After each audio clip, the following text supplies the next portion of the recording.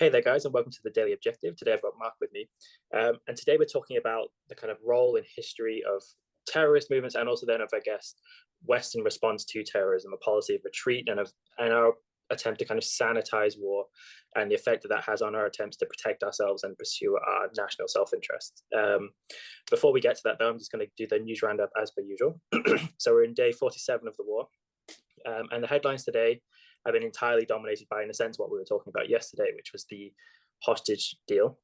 There was some ambiguity in the kind of early hours of the morning about when exactly the deal was going to take place. However, it's been announced by the IDF that it's going to start on Thursday from 10 a.m.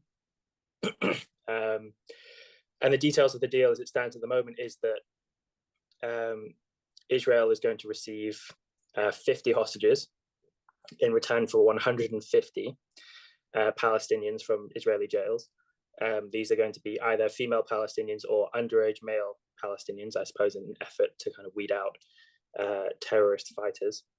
And there's a proviso in the deal that for every additional 10 Israelis that are released, they'll extend the ceasefire by another day.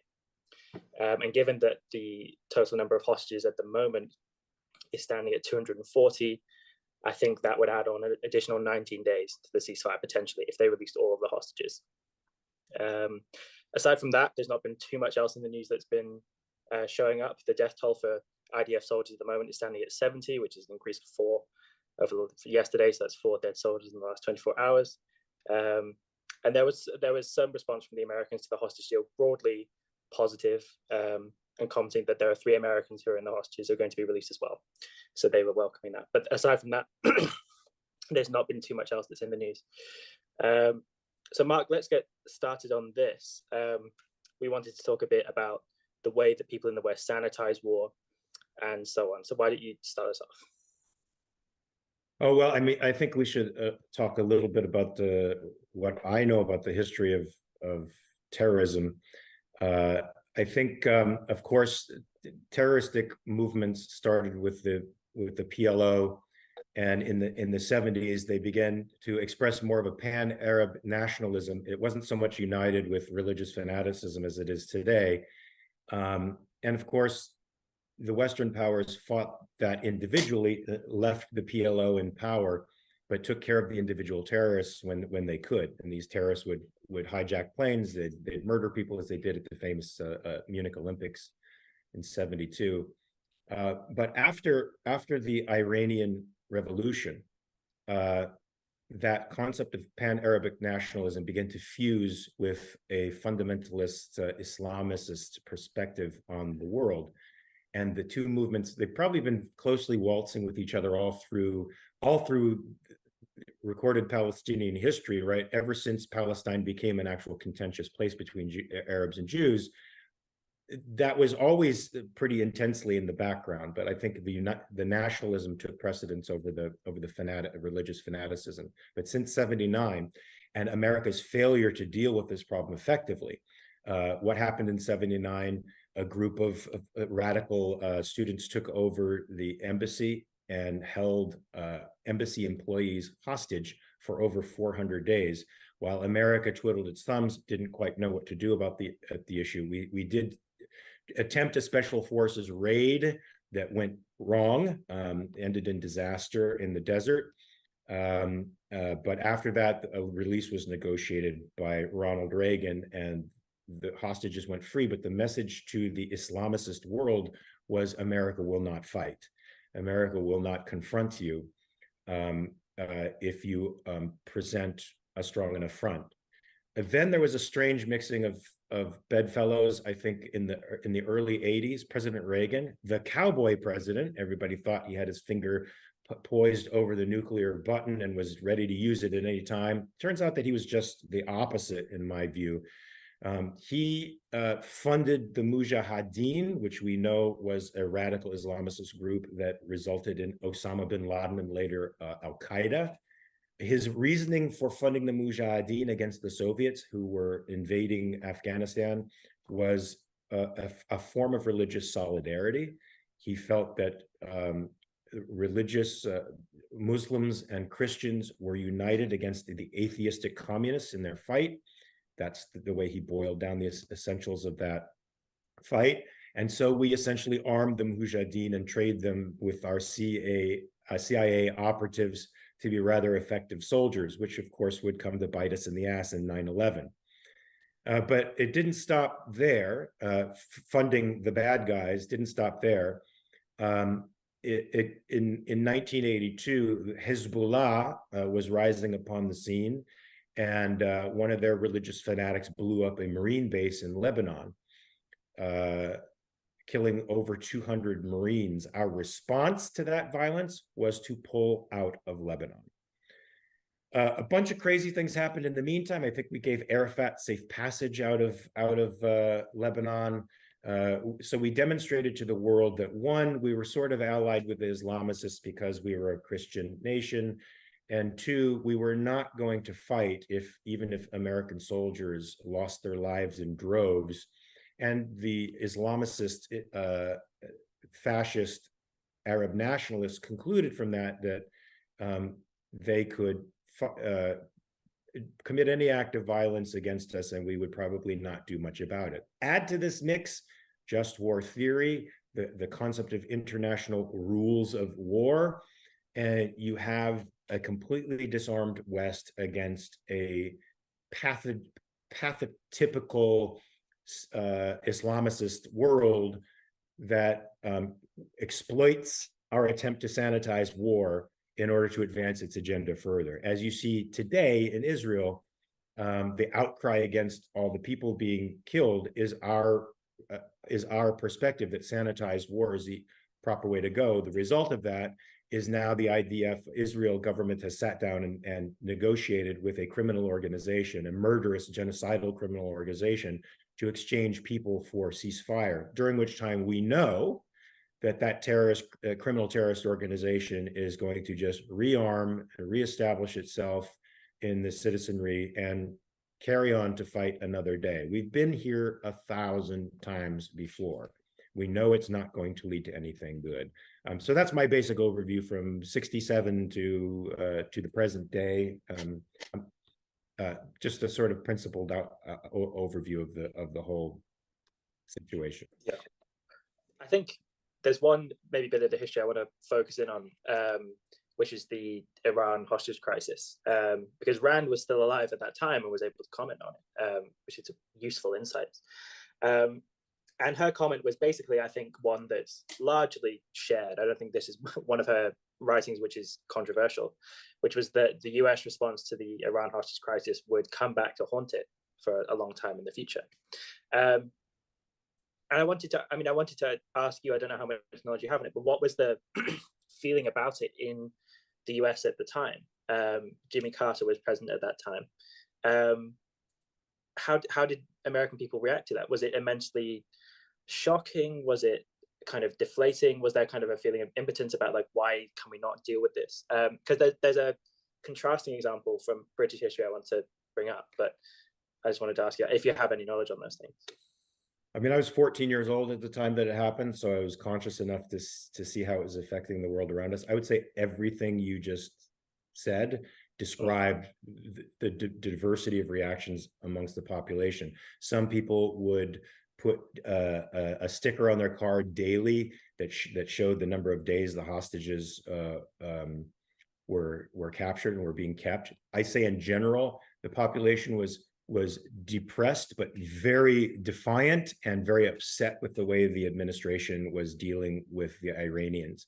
Many of, I think, the people, one thing I think Rand gets right, as she gets many things right, but in this respect, she understood the wisdom of the people of America to be a pretty substantial thing.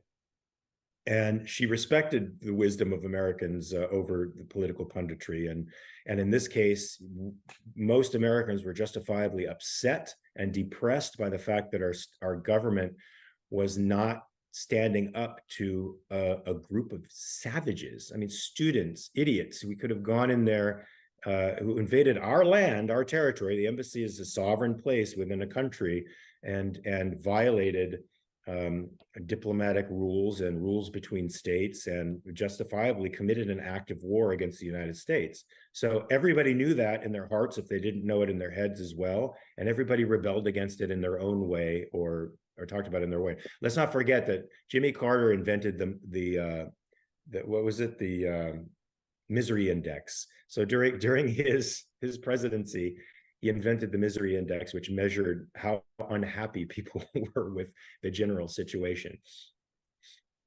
Yeah, well, that's crazy. I didn't know that at the end of the misery index. That's very interesting. So something that I guess to contrast with it, about how a government should deal with a situation like that. The Iran hostage crisis went on for 2 years. Let's not forget, it was a very long time. It's 1979 to 81, and it literally in the middle of it, in London, there's a very similarly named thing called the Iran embassy crisis, which takes place from the end of April into the start of May 1980. So literally right in the middle. And a similar things happened. Armed men stormed the Iranian embassy in London and take armed hostages. And this is a crisis that doesn't go on for 2 years, it goes on for a week. Because what happens is Margaret Thatcher is Prime Minister, and there's a wing of the special forces of the British military, which is rather unknown at the time, which is the Special Air Service. It's very famous now, the SAS, but at the time it was largely unknown. And what happened, you can go see it on YouTube, is that members of the SAS rappel down the side of the building, kick in through the window, and basically kill or arrest all of the terrorists in there. And I think free all of the hostages. I don't think any of them died. So that, that's something that happens at the same time as the Iran hostage crisis is going on. And I could only imagine that for people from the US who might have known about that, you would have to think, why isn't our government doing this exact thing? I guess it's a bit easier for Britain because this is happening in London compared to happening in Iran. But I just wanted to provide people some. Well, look, the SAS is not to be trifled with. They were the inspiration for our own Delta Force, and for our special forces as well. I think we're all influenced by the SAS. They are some bad dudes. Would they have been able to carry out something like that in logistically more difficult circumstances of Iran? I don't know.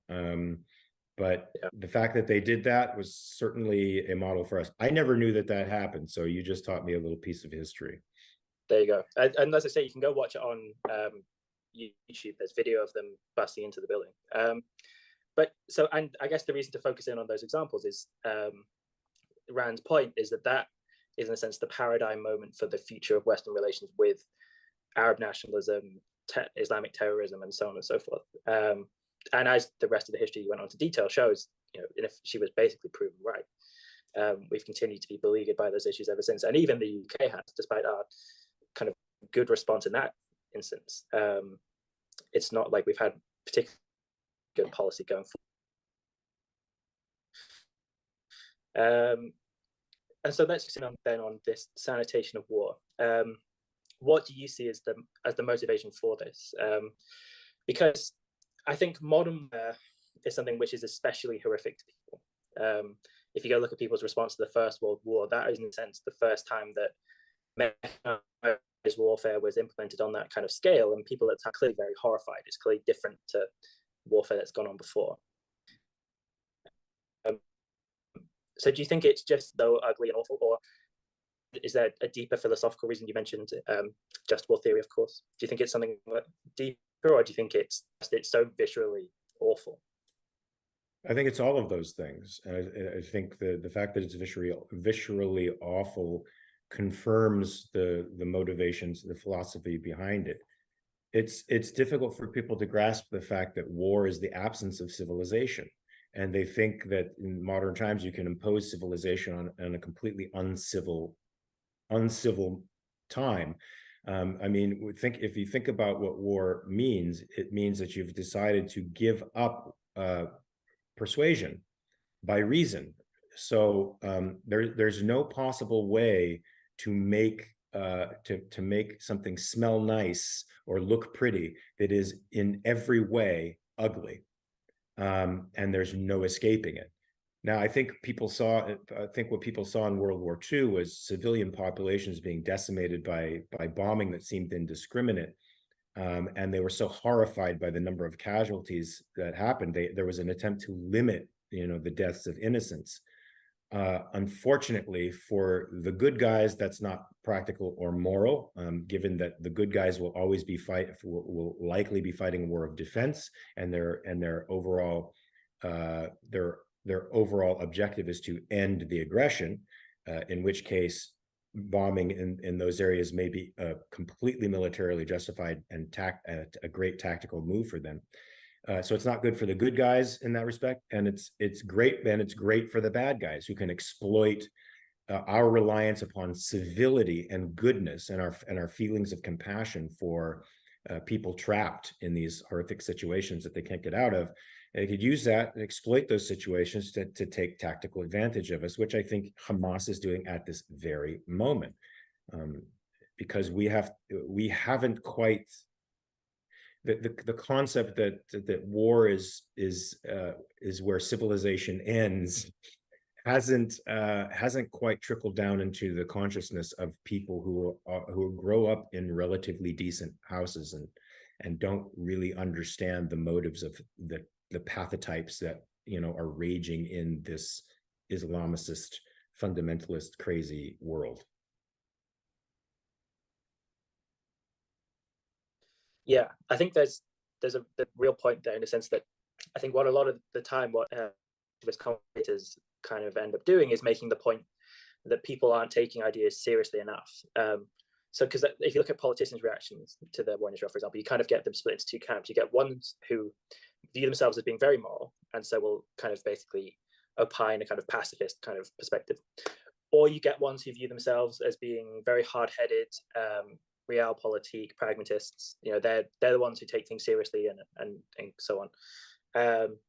And yet the policy that those people advocate isn't pro-Israel per se. They might make pro-Israel rhetoric, but it's usually a ceasefire. It's something like that. So it's not actually fully on Israel's side. And I think that point you kind of made at the end about not taking it seriously enough is that even those people who view themselves as being very practical and reality oriented aren't really looking at the full horror of war, even though they might say they are, and really kind of taking that seriously all the way down. They still want to view it that there can be some kind of moral laws by which you constrain yourself in war. I think there's still such a thing as immorality in war. There are some soldiers at the moment who are on trial over actions that were taken in, I think it was Afghanistan, where basically it seems like they were drunk on the power that they had and were murdering civilians just because they could. They kind of, and these were not military sanctioned operations. In fact, they were going rogue. They were doing things which military command didn't know they were doing. So, for example, I think you can still do immoral things like that, but that's not, for example, saying viewing war as like a chessboard, where we can move two spaces forwards, but then no more, because that would be unfair to the opponent. I think that's very true. And so then I always try and come back to, what do we do about this then? How do we, because in a sense, what we're saying is we have a big problem that we need to rectify. So how do you think we could best go about rectifying people's attitudes to war and get them to take really seriously that their view is wrong, and that they need to take more seriously that, as you said, civilization ends when war starts? Yeah, I don't think that's going to happen overnight. I think we got here through a few generations of a particular type of education, and people just need to rethink these issues again, and revisit them in academia, and then inculcate those concepts to their students so that it becomes part of the culture again. Right now we don't have a culture that understands that war is the absence of civilization, and you can't impose civilization on it. You can certainly impose tactical limits on what one can do, as you said, and doing anything beyond those tactical limits is a war crime. You can't be drunk on power because you have it and indiscriminately murder people. But if you have to go through a number of people to get to the bad guys, and that's your objective, then that is one of the unfortunate consequences of deciding to give up civilization. Now, the good guys do not decide to give up civilization. They've been attacked, and they've been placed in that situation forcibly by the other side, which makes the other side morally culpable for everything that happens. In the I'm not saying everything, like the war criminals, no, but the people who are tactically attempting to defeat the aggressor permanently will have to do things that are unappealing to anybody sitting in their nice cozy house in America or in Europe. They're unappealing because we still embrace civil society. We don't understand that in that case, civil society has been left behind, and so you have to fight for your survival and for your life. That is not a pretty thing. That's going to take more generations of education. Hopefully some objectivists can get on faculties and in high schools and colleges, middle schools all over the world, and start seeding the intellectual and moral ground with these kinds of ideas. And then I think we'll see people with self-esteem fighting for themselves as if they have self-esteem, not as if they're apologizing for their existence the entire way. Yes, I'll just read out the super chats just before we do the final bit. So we've got 99 cents from Bonnie. Thank you very much from Bonnie. And then $2 from Kiana Pellegrino. I don't know if that's a relative of yours, Mark, but thank you. Happy Thanksgiving to you all, she says. And then just before we do our final bit, of course, at 6 o'clock, we've got the reality show, which is talking about war profits, where should they go? Which is about a comment made by Elon Musk that any of X's profits relating to the war are going to be donated to hospitals in Israel and Gaza. So we'll be talking about that. Yes, I agree with basically everything that you said there. I think something that needs to change is the way people perceive, in effect, what we're saying and the views that they're holding. Because I think a lot of people might hear what we're saying and view it with, have a very strong negative reaction. They might view it with horror. And in effect, I think they're failing to distinguish the things that we're advocating for, which is a kind of what I would say is a proper moral kind of principled approach to warfare, from what they're holding, which they would hold as a moral principled defense of warfare. They see that that's not actually what it is. And because I think we sound too much in their mind like the general from A Few Good Men. You can't handle the truth. Yeah, and Tom Cruise is laying into him, and he basically says, son, the world's ugly. We have to do ugly things, and so on. And because that's not too far away from what we've been saying, except in effect, the movie is setting him up as someone who is drunk on power and is just going to do anything, and kind of who's been pushed too far into the kind of Nietzschean abyss.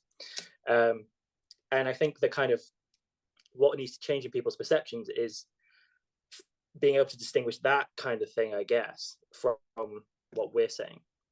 Because I think that we, in effect, sound like the guy in A Few Good Men to them.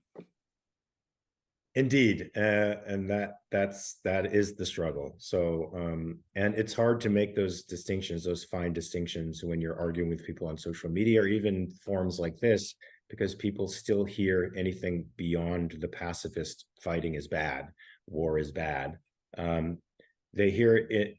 They hear what we're saying as an embrace of war, and it's not an embrace of war. It's an understanding that war is a final resort when civilization breaks down, and that you, as the good guys, as the person not attacking, as the people standing for rights, are fighting and defending that against an enemy that has given up on civilization.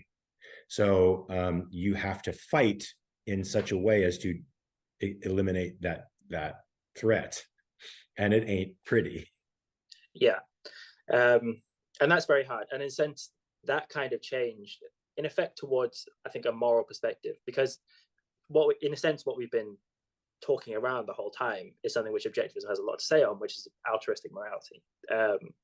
That's a kind of a big contributor to this kind of view, I think. And it's something that has to be done, which I think is something which objectivists are, in a sense, have been pouring their efforts into for a long time, is detoxifying the idea of self-interest and selfishness, or of an egoistic perspective. Yes. Because it's that thing which I think ultimately is making what we're saying sound like the guy from A Few Good Men. And if you can change that, then we'll change that perspective. But, agreed. Yeah. We're going to have to wrap up because we've got a few minutes left. Anything final to say, Mark? Nope. Always a pleasure to talk to you, Morgan. Yeah, absolutely. Oh, and then we've got 999 from Jonathan. Thank you very much, Jonathan. We'll have him on the show soon as well. But all right, guys, we'll stick around for the reality show at 6 o'clock. And Mark and I will see you guys again sometime soon. Thank you Peace. very much. Bye-bye.